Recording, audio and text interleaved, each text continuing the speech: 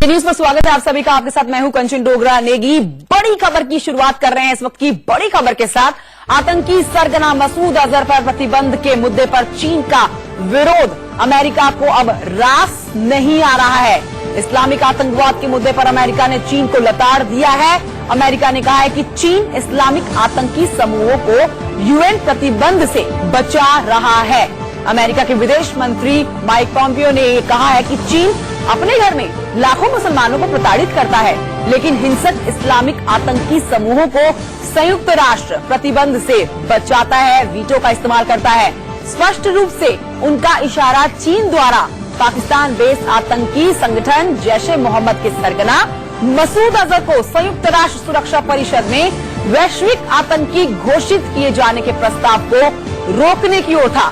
जैश या फिर मसूद का नाम लिए बिना माइक पॉम्पियो ने बुधवार को ये ट्वीट किया है, दुनिया मुसलमानों के प्रति चीन के शर्मनाक पाखंड को बर्दाश्त नहीं कर सकती। बड़ी खबर आपको बता रहे हैं। एक तरफ अमेरिका पाकिस्तान पर दबाव बनाए हुए है, हर दिन पाकिस्तान को लताड़ा जा रहा है, तो वहीं अब दूसरी तरफ चीन जो है वो भी अमेरिका के हाथों से अछूता नहीं है। अब चाइना को भी पूरी तरह से अमेरिका इस बात को लेकर तंज कस रहा है कि बार बार यूएन में वीटो का इस्तेमाल करके जिस तरह से आतंकी मसूद अजहर को बचाया जा रहा है वो ठीक नहीं है, क्योंकि चाइना में हर दिन हजारों मुसलमानों के ऊपर प्रताड़ित उनको करने का खबर सामने आती है। हर दिन मुसलमानों को प्रताड़ित किया जाता है, परेशान किया जाता है, लेकिन जहां पर आतंकी संगठन को खत्म करने की बात आती है, उनके ऊपर एक्शन लेने की बात आती है, वहां पर चीन यूएन में संयुक्त राष्ट्र में वीटो का इस्तेमाल करता है। ऐसे में आपको यह भी जानकारी दे दें कि न सिर्फ अमेरिका बल्कि ब्रिटेन और फ्रांस भी अमेरिका के साथ है।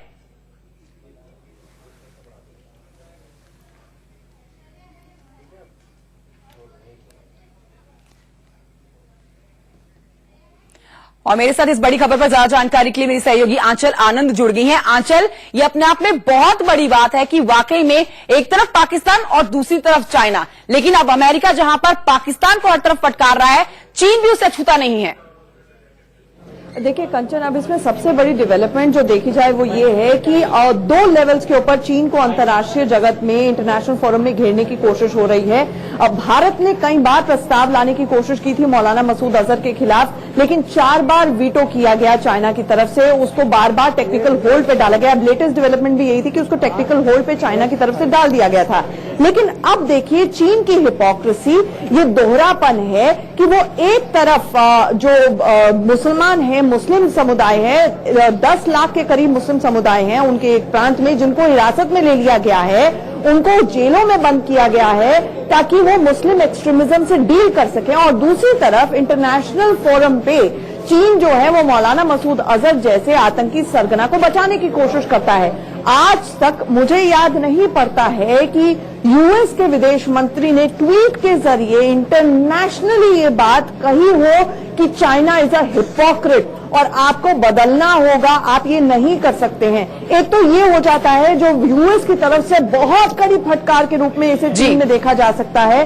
दूसरी डेवलपमेंट इसमें यह है कि यूएस ने एक बार फिर से ब्रिटेन और फ्रांस की मदद से एक और रेजोल्यूशन ड्राफ्ट किया है, और इस बार चाइना शायद वीटो नहीं कर पाएगा, हमें मोडालिटीज बाद में देखनी होगी, लेकिन ये जो पहल है उसमें ये होगा कि जो 15 यूएनएससी के मेंबर्स हैं, जिसमें अस्थायी सदस्य भी हैं, उनको अगर एक मंच के ऊपर एक राय के साथ यूनानिमसली वो लोग कंसेंसस डेवलप करने में सक्सेसफुल हो जाते हैं कि मौलाना मसूद अजहर के ऊपर ट्रैवल बैन लगाए जाए, उसकी जो पूरे फंडिंग है उसको बंद कर दिया जाए, तो एक दूसरा रास्ता अपनाया जा सकता है जिसका इफेक्टिव रिजल्ट वही होगा जो मौलाना मसूद अजहर को इंटरनेशनल टेररिस्ट डिक्लेयर कर दिया जाता है, जिसमें चीन अड़ंगा डाल रहा है। यानी कि नाक को एक इस तरफ से नहीं तो उस तरफ पकड़ने की कोशिश है, और यही चाहेंगे कि जल्द से जल्द कारगर साबित हो। लेकिन चीन के लिए जिस तरह से यूएस के सेक्रेटरी ऑफ स्टेट ने, विदेश मंत्री ने ट्वीट के जरिए उसकी हिपोक्रेसी को अटैक किया है, मुझे लगता है ये चीन के लिए बहुत एम्बैरेसिंग है और बहुत शर्मनाक है। कंचन, वाकई में बहुत एम्बैरेसिंग और बहुत शर्मनाक चाइना के लिए है। बहुत शुक्रिया आपका आंचल आनंद इस बड़ी खबर पर अपडेट हमें देने के लिए। और आइए अब आगे बढ़ते एक और बड़ी खबर आपको बता दें। जम्मू कश्मीर के शोपियां से बड़ी खबर है, जहां पर सुरक्षा बलों और आतंकवादियों के बीच में मुठभेड़ जारी है। सीआरपीएफ, सेना और जम्मू पुलिस कि इस ज्वाइंट ऑपरेशन में 3 आतंकियों को ढेर कर दिया गया है, जबकि 2 से 3 आतंकवादी बताए जा रहे हैं जो अभी भी छिपे हुए हैं, जिनको घेराबंदी जिनके लिए की गई है। आतंकवादियों के पास से बड़ी तादाद में हथियार बरामद हुए हैं। इलाके में सुरक्षा बलों का सर्च ऑपरेशन लगातार जारी है। सुरक्षा बलों ने केलर इलाके में कल ज्वाइंट ऑपरेशन की शुरुआत की थी और घंटों दोनों ने गोलाबारी के बाद सुबह 2 आतंकवादियों को मार गिराया, उनके शव भी बरामद कर लिए हैं और बाद में एक और आतंकी का शव बरामद कर लिया है। यानी कि कुल मिलाके जम्मू कश्मीर के शोपियां में जो ये एनकाउंटर चल रहा है, ज्वाइंट ऑपरेशन चल रहा है, सीआरपीएफ सेना और जम्मू कश्मीर पुलिस का, यहां पर 3 आतंकवादियों के इस ज्वाइंट ऑपरेशन में मारे जाने की खबर आ रही है। लेकिन अभी भी बताया जा रहा है कि कई आतंकी, 3 से 4 आतंकी बताए जा रहे हैं जो इस इलाके में अभी भी मौजूद है, जिनके पास भारी मात्रा में हथियार हैं और उन्हीं की धरपकड़ के लिए, उन्हें मार गिराने के लिए इस समय यहां पर ऑपरेशन लगातार जारी है। कल से ये ऑपरेशन लगातार चल रहा है। तस्वीरें भी हम आपको दिखा रहे हैं, जम्मू कश्मीर के शोपियां की तस्वीरें हैं। यहां पर सीआरपीएफ सेना और जम्मू कश्मीर पुलिस का ज्वाइंट ऑपरेशन चल रहा है। 2 से 3 आतंकवादी बताए जा रहे हैं जो इस समय भी इलाके में मौजूद है। यहां पर कॉर्डन ऑफ कर रखा है, पूरे इलाके को घेराबंदी कर रखी है और घेराबंदी करके सर्च ऑपरेशन चल रहा है और जल्द से जल्द उन आतंकवादियों को पकड़ने के लिए सुरक्षा बलों का ऑपरेशन चल रहा है। जम्मू कश्मीर के शोपियां से बड़ी खबर, इंडिया न्यूज पर आपको बता रहे हैं, जम्मू कश्मीर के शोपियां से ये बड़ी खबर। यहां पर आपको ये अपडेट दे दें कि 3 आतंकवादियों को मार गिराया गया है। 2 आतंकवादी कल मार गिराए गए थे, एक को आज सुबह मारा गया। तीनों के शवों को बरामद कर लिया है, लेकिन इन तीनों के अलावा अभी कुछ और आतंकी बताए जा रहे हैं। हमारे सोर्सेज बता रहे हैं कि अभी भी ऑपरेशन लगातार चल रहा है और वहां पर 2 से 3 आतंकवादी अभी भी मौजूद हो सकते हैं, जिसके लिए लगातार ये ऑपरेशन चल रहा है। ज्वाइंट ऑपरेशन आपको बता देंगे चल रहा है। सीआरपीएफ सेना और जम्मू कश्मीर पुलिस का ये ज्वाइंट ऑपरेशन है और जल्द से जल्द इन आतंकवादियों को मार गिराने की कोशिशें लगातार जारी है। तस्वीर आपके सामने जम्मू कश्मीर के शोपियां से आतंकवादियों ने, जिस तरह से पाकिस्तान के आतंकवादियों ने पुलवामा अटैक किया, उसके बाद से ही हर दिन पाकिस्तान सीज फायर का उल्लंघन कर रहा है और एयर स्ट्राइक के बाद हर दिन गोलीबारी कर रहा है देश के अंदर आतंक फैलाने के लिए। मेरे साथ मेरे सहयोगी आरिश बिलाल जुड़ गए और जानकारी के साथ। आरिश, क्या मिल रही है और जानकारी, ऑपरेशन कितना आगे बढ़ा है? देखिए, जो शोपियां का एनकाउंटर है वो तकरीबन खत्म हो चुका है। 3 मिलिटेंट के मारे जाने की वहां पे खबर है और इन तीनों को अब आइडेंटिफाई भी कर लिया गया है और तीनों जो है वो तकरीबन साउथ कश्मीर के रहने वाले हैं। 2 उनमें से पुलवामा के हैं और 1 शोपियां का है। तो ये वजह कि वहां पुलवामा शोपियां बेल्ट में अभी थोड़ा तनाव बना हुआ है, क्योंकि वहां पे लोग जो हैं वो सड़कों पे निकलना शुरू हो चुके हैं, प्रदर्शन करना शुरू हो गया है और इस वजह से रेनफोर्समेंट जो है वो इस इलाके की तरफ भेज दिया गया है। तो उधर कुपवारा में भी दूसरा एनकाउंटर चल रहा है। वहां पे अभी किसी कैजुअलिटी की कोई खबर नहीं है, लेकिन मुठभेड़ जो है वो अभी भी दोनों तरफ से जारी है। और जैसे मैंने कहा कि ये जो शोपिया वाला एनकाउंटर था ये आधी रात को शुरू हो गया था, जबकि कुपवारा वाला एनकाउंटर जो है वो आज सुबह शुरू हुआ है। आरिश, इस खबर को एक बड़ी कामयाबी के तौर पर भी देखा जा सकता है कि आतंकवादी जो थे, जिसमें 3 आतंकवादी बताया जा रहा है, बता रहे हैं कि मार गिराए गए हैं। बहुत ही कम समय में ये जो ज्वाइंट ऑपरेशन चला सीआरपीएफ सेना और जम्मू कश्मीर पुलिस का, बहुत कम समय में इन आतंकवादियों को ढेर कर दिया गया। बड़ी कामयाबी है ये। जी बिल्कुल, और इलेक्शन से बिल्कुल पहले इस तरह की कार्रवाइयां कहीं ना कहीं जो मिलिटेंट है उन पर दबाव बनाने की कोशिश है सुरक्षा बलों की, क्योंकि वो चाहते हैं कि जो चुनाव है वो शांतिपूर्वक हो, खासतौर से साउथ कश्मीर में। और आपको याद होगा कि अनंतनाग में इलेक्शन होना है और उसको 3 चरणों में इसीलिए करवाया जा रहा है क्योंकि वहां पे जो सिचुएशन है और मिलिटेंट से रिलेटेड इंसिडेंट्स हैं वो ज्यादा रिपोर्ट होते हैं। तो कहीं ना कहीं जैसे आपने कहा कि बड़ी कामयाबी है सुरक्षा बलों के लिए कि उन्होंने 3 मिलिटेंटों को मार गिराया है शोपियां के इलाके में और कुछ घंटों में ही ये ऑपरेशन ऑलमोस्ट कंप्लीट किया गया है और तकरीबन आधी रात के करीब ये ऑपरेशन शुरू हुआ था। जी, आधी रात से ऑपरेशन शुरू हुआ है, 3 आतंकवादियों को मार गिराया गया है, लेकिन अभी भी यहां पर सेना जम्मू कश्मीर पुलिस और सीआरपीएफ का जो ज्वाइंट ऑपरेशन चल रहा है वो खत्म नहीं हुआ है, क्योंकि खबर ये भी है कि अभी कुछ और आतंकी जो हैं इस इलाके में हो सकते हैं और इसीलिए सर्च ऑपरेशन लगातार जारी है। बहुत शुक्रिया आपका आरिश बिलाल इस जानकारी के लिए। और आइए एक और बड़ी खबर आपको बता देते हैं। प्रधानमंत्री नरेंद्र मोदी चुनाव तारीखों का ऐलान होने के करीब 3 हफ्तों से ज्यादा वक्त गुजारने के बाद अपने प्रचार की अब शुरुआत कर रहे हैं। इसी के मद्देनजर वो आज और कल देश के कई राज्यों में 6 रैलियां करने वाले हैं। रैली की शुरुआत पीएम मोदी उत्तर प्रदेश के मेरठ से करेंगे। आज की बात करें तो आज प्रधानमंत्री नरेंद्र मोदी की 3 रैलियां हैं, मेरठ, रुद्रपुर और जम्मू में। इन रैलियों का खास उद्देश्य ये है कि इन रैलियों में आने वाली भीड़ के मूड के हिसाब से बीजेपी आगे की रणनीति तय करने वाली है। तो जो भीड़ जुटेगी इन रैलियों में, उसी के हिसाब से उनके मन की बात सुनते हुए आगे की रणनीति पर विचार करेगी बीजेपी। आज प्रधानमंत्री नरेंद्र मोदी की 3 बड़ी रैलियां मेरठ, उत्तराखंड और जम्मू में। और इसी पर मेरे सहयोगी आतिर खान की एक रिपोर्ट देखते हैं।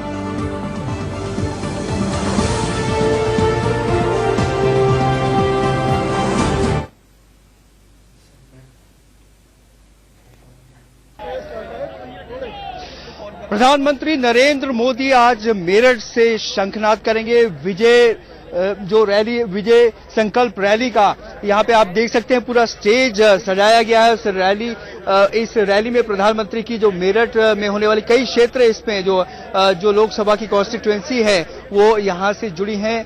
और यहाँ पर अगर आप देखें तो प्रधानमंत्री का एक बड़ा चित्र है, साथ में बीजेपी अध्यक्ष अमित शाह, योगी आदित्यनाथ मुख्यमंत्री, महेंद्रनाथ पांडे, केशव प्रसाद मौर्य, दिनेश शर्मा। बहुत स्टेज जो है बहुत ही साधारण बनाया गया है, लेकिन देखिए एक बार मोदी सरकार की दरकार, एक बार फिर मोदी सरकार, ये एक बार यहाँ से फिर से शंखनाद होगा। बहुत महत्वपूर्ण क्षेत्र है पूरा पश्चिमी उत्तर प्रदेश। देखा जाए तो यहाँ पर पिछली बार बीजेपी को बड़ी सफलता हासिल हुई थी, लेकिन इस बार देखना है क्योंकि प्रधानमंत्री पहली बार जो अब इस लोकसभा चुनाव में एक पूरी जो रैली है इस पूरे क्षेत्र में, पूरे देश के लिए क्या संदेश होगा, क्या वो कहेंगे इस मंच से, ये बहुत महत्वपूर्ण रहेगा। क्या वो बालाकोट की उपलब्धियों के बारे में जो पूरा डिसीजन रहा है उसके बारे में बात करेंगे, या फिर जो किसान हैं क्षेत्र के उनकी जो समस्याएं हैं उनको लेकर उनको संबोधित करेंगे, या फिर इस इलाके में उन्नति, जो डेवलपमेंट, कनेक्टिविटी हुई है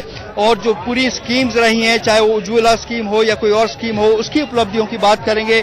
यहाँ पे बीजेपी के समर्थक आके बैठने शुरू हो गए। इनसे पूछते हैं, चाचा आप क्या लगता है आपको, प्रधानमंत्री आप क्या चाहते हैं, क्या बोले?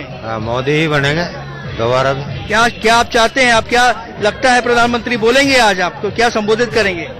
वो तो पब्लिक को यही कहेंगे, वोट दो अपने वोट दो, लेकिन आप क्या चाहते हैं प्रधानमंत्री क्या बोलेंगे? जो भी बोलेंगे विकास की बात बोलेंगे। आप कहाँ से आए हैं? सिवाय से। तो यहाँ पर देखिए बहुत दूर दूर से लोग आए हैं और यहाँ पर अब रैली जो ग्राउंड है यहाँ पे लोग जुटने शुरू हो गए हैं और सभी लोग कुछ ना कुछ कहना चाहते हैं, अपनी बात सामने रखना चाहते हैं। प्रधानमंत्री बोलेंगे, क्या उम्मीद है आपको, क्या बोलेंगे प्रधानमंत्री? नरेंद्र मोदी जी बनने चाहिए देश के प्रधानमंत्री। इनसे अच्छा प्रधानमंत्री इस देश में आज के युग में कोई पैदा नहीं है। क्या उम्मीद है आपको, क्या बोलेंगे प्रधानमंत्री मंच से आज? जो भी कुछ बोलेंगे देश के हित के लिए बोलेंगे और बहुत अच्छा बोलेंगे। और प्रधानमंत्री जी जैसा प्रधानमंत्री आज इस हिंदुस्तान के अंदर कोई काबिल नहीं है। तो यहाँ पे काफी आप देख सकते हैं लोग आए हैं, दूर दूर से लोग आए हैं और यहाँ पे लोगों में काफी उत्साह है, हर एक अपनी बात रखना चाहता है सामने। लेकिन यहाँ महत्वपूर्ण होगा प्रधानमंत्री लोगों के सामने क्या बात रखेंगे। इस पूरे रैली ग्राउंड में आप देखिए जो फोटो लगाए गए हैं अलग अलग, चाहे यहाँ के जो स्थानीय नेता भी हैं, संजीव बालियान हैं जो केंद्र में मंत्री रह चुके हैं, यहाँ के प्रभावशाली नेता हैं और कद्दावर नेता माने जाते हैं। यहाँ पर लोग अपने झंडों के साथ, पार्टी के झंडे के साथ यहाँ पर आए, जुटने शुरू हो गए हैं। अब धीरे धीरे और भीड़ यहाँ पर जमा होगी, लोग यहाँ पर उमड़ेंगे। सभी चाहते हैं सुनना प्रधानमंत्री का क्या संदेश है इस लोकसभा के लिए। और क्योंकि इस बार उत्तर प्रदेश में एक नया समीकरण सामने आया है, बीएसपी, एसपी और एक और कांग्रेस भी है, तो इस बार लड़ाई सभी के लिए कठिन साबित हो सकती है। कैमरामैन सेतु के साथ आतिर खान, इंडिया न्यूज, मेरठ। तो मेरे सहयोगी की आप रिपोर्ट देख रहे थे मेरठ से। और आज प्रधानमंत्री नरेंद्र मोदी की 3 ताबड़तोड़ रैलियां हैं, मेरठ, रुद्रपुर, उत्तराखंड और उसके बाद जाएंगे जम्मू। छोटे से ब्रेक के लिए यहाँ पर रुक रहे हैं, बने रहिए इंडिया न्यूज के साथ। राहुल प्रियंका साथ में करेंगे रैली। यूपी में 15 जगहों पर एक साथ रैली करेंगे राहुल गांधी, प्रियंका गांधी वाड्रा। बड़ी खबर आपको बता रहे हैं, तो ये साथ में होने वाली है दोनों की रैली। एक है पार्टी की महासचिव प्रियंका गांधी वाड्रा, साथ में पार्टी के अध्यक्ष, कांग्रेस पार्टी के राष्ट्रीय अध्यक्ष आपको बता रहे हैं राहुल गांधी। दोनों मिलकर रैली करने वाले हैं 15 जगहों पर ये रैलीज होने वाली हैं। तो मिशन उत्तर प्रदेश पर पूरी तरह से कायम कांग्रेस उत्तर प्रदेश में वोटरों को साधने की पूरी तरह से तैयारी में जुटी हुई है। अब एक साथ रैली करते हुए राहुल गांधी और प्रियंका गांधी नजर आने वाले हैं। साथ में करेंगे दोनों रैली, 15 जगहों पर एक साथ करेंगे दोनों रैली। मेरे सहयोगी रजत राकेश टंडन और जानकारी के साथ जुड़ गए इस बड़ी खबर पर। रजत राकेश टंडन, एक तरफ तो प्रियंका गांधी जो है उनकी कंधों पर बड़ी जिम्मेदारी है, पूर्वी उत्तर प्रदेश की उनको जिम्मेदारी दी गई है और हर दिन वो अपनी उस जिम्मेदारी पर कायम है, लोगों के बीच में पहुंचती हैं, जन जन संपर्क साधती हैं, उनसे उनकी समस्याएं जानती हैं। लेकिन अब ये 15 जगहों पर जो साथ में रैली होने वाली है राहुल गांधी और प्रियंका गांधी की, यानी कि ये बड़ा इफेक्ट देगी जनता के बीच में। देखिए, अब तक जो भी कैंपेन था वो रोड शो के रूप में था, वो पब्लिक से मीटिंग करने का था, नाव से था, बंद कमरे में था, वर्कर्स मीट था, वो था। लेकिन हाँ, कांग्रेस ने डिसाइड कर लिया है कि राहुल और प्रियंका की 15 ज्वाइंट रैलीज जो है वो उत्तर प्रदेश में होगी। पटरौना से लेके, बनारस से लेके, इलाहाबाद से लेके, लखनऊ से लेके बड़ी बड़ी जगहों पर 15 बड़ी रैली साझा रूप से प्रियंका गांधी और राहुल गांधी करेंगे। इनको लगता है कि बड़ी रैलीज जो होगी वो मूड बनाती है उत्तर प्रदेश में, और छोटे कनेक्ट का काम जितना है वो जनरल सेक्रेटरी जो है प्रियंका गांधी वाड्रा वो कर रही हैं। और बाद में जब चुनाव अपने चरम पर होगा तो उस वक्त राहुल और प्रियंका बड़ी रैलीज 15 करेंगे उत्तर प्रदेश में। जी, तो 15 बड़ी रैलियां होने वाली है। राहुल गांधी और प्रियंका गांधी वाड्रा के साथ में 15 जगहों पर ये बड़ी रैली करेंगे दोनों एक साथ में। क्या समझा जाए यहाँ पर रजत राकेश टंडन की जिस तरह से प्रियंका गांधी अपनी इस जिम्मेदारी को पूरी तरह से निभा रही हैं, जब दोनों साथ में रैली करेंगे तो जनता ज्यादा इनकी बातों को सुनेगी, ज्यादा ध्यान इनकी बातों पर देने वाली है।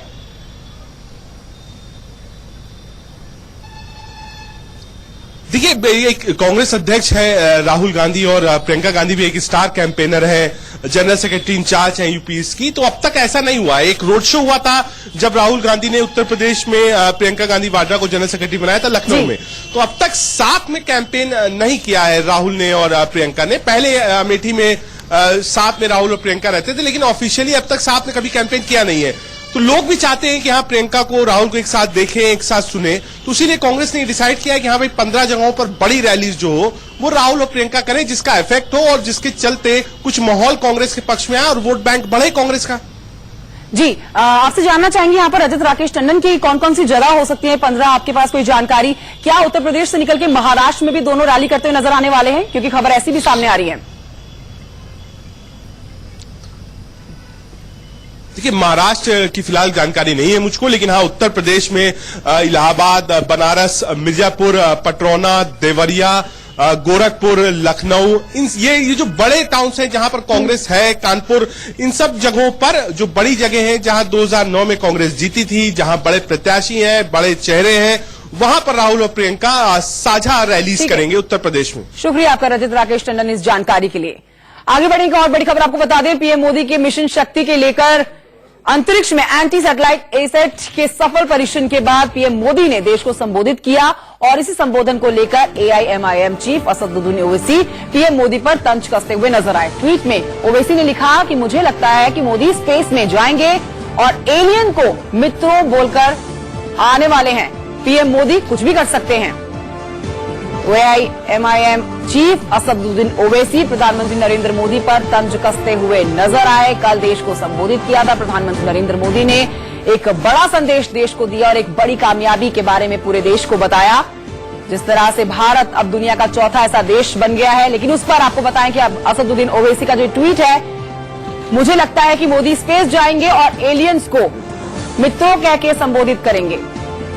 ये ट्वीट आपके सामने है। असदुद्दीन ओवैसी चीफ हैं एआईएमआईएम के, प्रधानमंत्री नरेंद्र मोदी पर तंज कसते हुए, हास्यास्पद तरीके से तंज कसते हुए नजर आ रहे हैं। ट्वीट कर रहे हैं और कह रहे हैं कि मुझे लग रहा है कि मोदी स्पेस में जाएंगे और एलियन को मित्रों बोलकर आएंगे।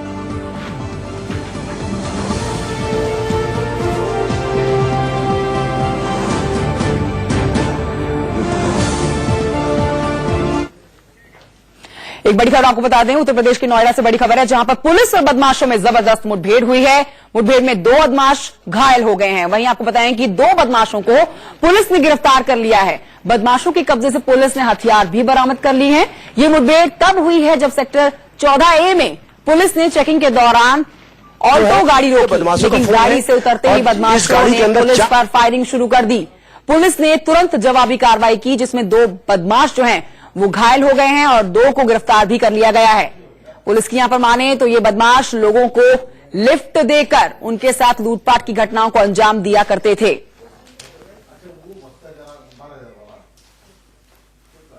में एक व्यक्ति के साथ लूट हुई थी, उसे गाड़ी में विगत रात्रि में गाड़ी में बैठा के और 20,000 रुपये ATM से निकलवा लिए गए थे। थाना 20 प्रभारी को इसकी सूचना मिली तो इनके द्वारा कॉम्बिंग की गई और दिन में आज वो बदमाश देखे गए, उनका पीछा किया गया। पुलिस मुठभेड़ में 2 बदमाशों को गोली लगी है। टोटल 4 लोग उसमें गिरफ्तार हुए हैं। लूट का जो ATM था, मोबाइल था, जो पैसे थे, वो बरामद हुए हैं और अन्य भी उन्होंने घटना की हुई थी। उनके पास से जो गाड़ी घटना में लूट हुई है वो भी बरामद हुई। और आइए अब आपको बड़ी खबर बताते हैं मध्य प्रदेश के धौलपुर से, जहां पर दरिंदगी की हद देखने को मिली है। मोबाइल चोरी के महज शक में युवक को खंबे से बांधकर आधे घंटे तक पीटा गया है। यहां तक आपको बता दें कि उनकी खाल पर गरम चिमटा तक रख दिया गया। थोड़ी देर में दूसरा व्यक्ति जो पास में खोया हुआ मोबाइल उसका मिलता है। यह घटना धौलपुर रेलवे स्टेशन के बाहर हुई है। युवक कराहता रहा, लेकिन ना तो पुलिस पहुंचती है और ना ही RPF।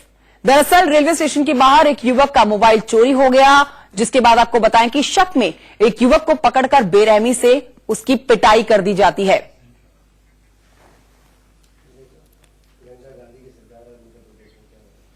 छोटे से ब्रेक के लिए यहां पर रुक रहे हैं। ब्रेक के उस पार देखिए पहली बहस मेरी सहयोगी आंचल आनंद के साथ।